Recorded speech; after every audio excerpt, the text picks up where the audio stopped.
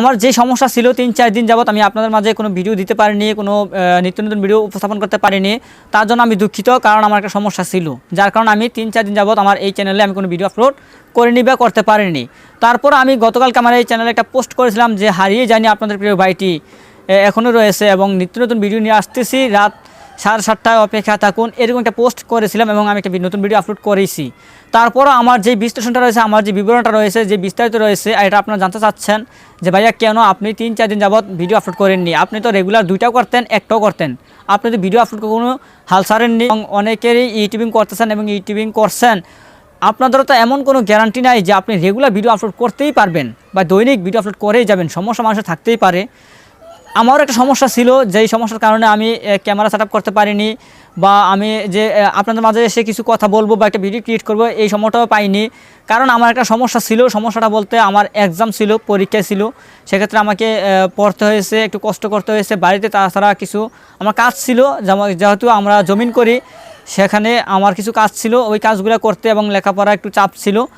Exam দিয়েছি, test পরীক্ষা দিয়েছি, যার জন্য আমার একটু সময়ের প্রয়োজন ছিল এবং সময়টা আমি পাইনি যে ভিডিও ক্রিয়েট করার সময়, ভিডিও এডিট করার সময়, ভিডিও আপলোড দিব। এটা আমার 3-4 দিন সময় লাগছে এবং আমার দৈনিক পরীক্ষা 2টা হয়েছে। এভাবে আমি 4 দিনে পরীক্ষা কমপ্লিট করতে পারছি আলহামদুলিল্লাহ। এবং আমার যে কাজ ছিল, এই কাজগুলোও কমপ্লিট হয়ে গেছে। এখন থেকে আর কোনো সমস্যা নাই এবং আমি আপনাদের মাঝে নিত্য নতুন ভিডিও নিয়ে আসবো রেগুলার, এবং আমি চেষ্টা করবো সবসময় কন্টিনিউ আপনার মাঝে ভিডিও আপলোড দেওয়ার, এবং আমি এটাই চেষ্টা করি সবসময় রেগুলার ভিডিও দেওয়ার জন্য। কারণ আমি জানি ভিডিও রেগুলার না দিলে একটা সমস্যা, এবং আমার যে দর্শকরা রয়েছে তারা আস্তে আস্তে আমার থেকে পিছিয়ে পড়ে এবং চলে যায়, কেন আমি ভিডিও দেই না। অনেকে আমার ভিডিওর জন্য অপেক্ষা করে, অনেকে আমার ভিডিও দেখার জন্য অপেক্ষায় বসে থাকে যে কখন কোন সময় ভাইয়ার ভিডিও আসবে আমরা দেখব। এটা আমি বুঝি একটা মারাত্মক ভুল, কারণ রেগুলার ভিডিও আপলোড করাটা এবং ভিডিও আপলোড ছেড়ে দেওয়াটা অনেক ভুল। তার জন্য আপনারা এই ভুলটা আর কেউ করবেন না। আমি যে ভুলটা করছি এই ভুলটা আপনারা করবেন না, কেননা আমার সমস্যা ছিল, যার জন্য আমি এই সমস্যার কারণে আপনাদের মাঝে 3-4 দিন যাবৎ কোনো ভিডিও দিতে পারিনি।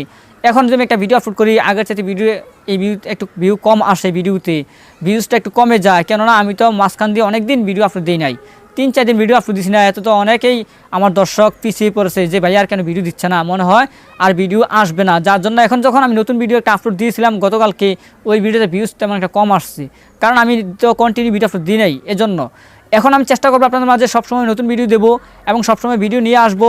আপনাদের দোয়া এবং ভালোবাসা পেয়ে আমি আমার এই চ্যানেলে এতটুকু এগিয়ে আসতে পারছি। ইনশাল্লাহ আপনারা আমাকে সাপোর্ট করবেন, আমার এটা আশা, এবং আপনারা ভিডিওগুলো দেখেন, এটাও আমি আপনাদের কাছে আশা করি।